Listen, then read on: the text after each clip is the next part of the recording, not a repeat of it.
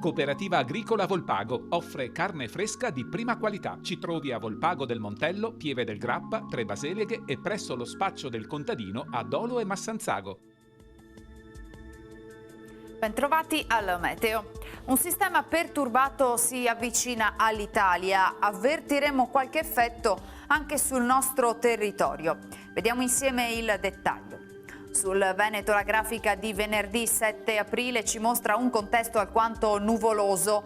Al mattino significativi spazi di sereno, probabile qualche modesta precipitazione da metà giornata più che altro sulle zone interne e montuose.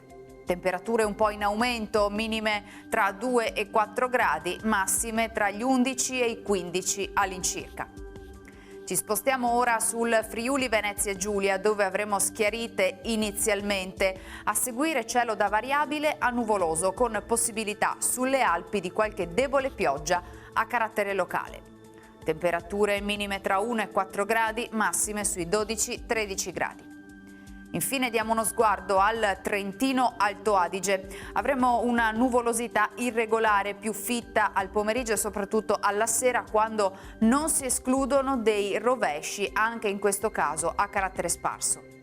Temperature minime intorno ai 2-3 gradi, massime sui 14-16 gradi.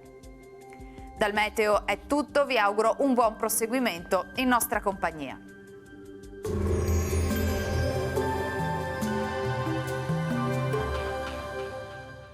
Cooperativa Agricola Volpago offre carne fresca di prima qualità. Ci trovi a Volpago del Montello, Pieve del Grappa, Tre Baseleghe e presso lo spaccio del contadino a Dolo e Massanzago.